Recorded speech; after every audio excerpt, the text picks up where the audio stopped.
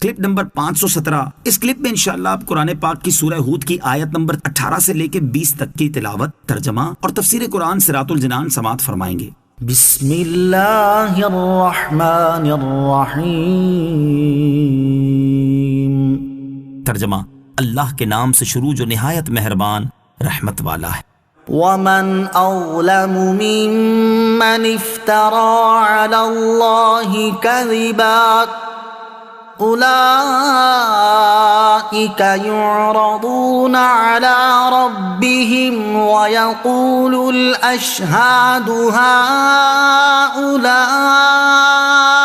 الذين كذبوا على ربهم ألا لعنة الله على الظالمين۔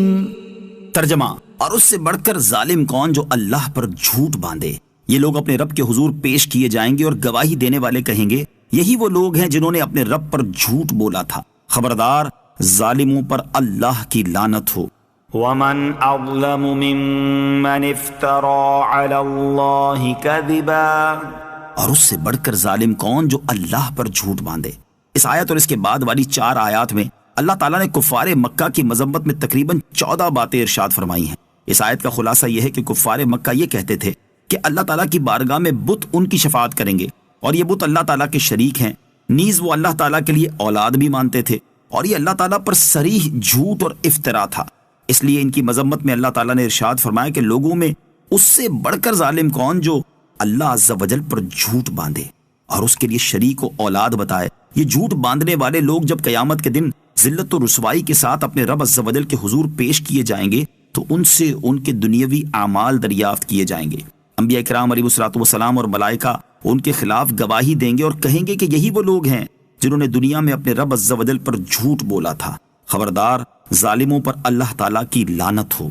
قیامت کے دن کافروں اور منافقوں کی رسوائی۔ اس سے معلوم ہوا کہ بروز قیامت کفار و منافقین کی بڑی رسوائی ہوگی۔ بخاری و مسلم کی حدیث میں ہے کہ روز قیامت کفار اور منافقین کو تمام مخلوق کے سامنے کہا جائے گا کہ یہ وہ لوگ ہیں جنہوں نے اپنے رب عز و جل پر جھوٹ بولا تھا، اور ظالموں پر خدا کی لعنت ہے۔ اس طرح وہ تمام مخلوق کے سامنے رسوا کیے جائیں گے۔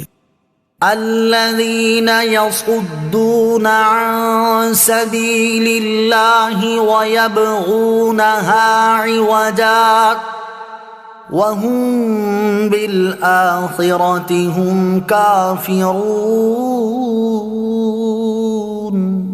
ترجمہ، وہ جو اللہ کی راہ سے روکتے ہیں اور اس میں ٹیڑھا پن تلاش کرتے ہیں، اور وہی لوگ آخرت کا انکار کرنے والے ہیں۔ الذين يصدون عن سبيل الله، وہ جو اللہ کی راہ سے روکتے ہیں، یعنی ان ظالموں کا طریقہ یہ ہے کہ وہ اللہ تعالیٰ کے راستے سے روکتے اور حق کی پیروی کرنے میں رکاوٹ بنتے ہیں، اسلام کے خلاف شکوک و شبہات ڈالنے، صاف اور واضح دلائل میں ٹیڑھا پن تلاش کرنے کی کوشش کرتے ہیں، اور وہ آخرت کا انکار کرتے ہیں۔ آیت الذین یصدون عن سبیل اللہ کے مصداق لوگ۔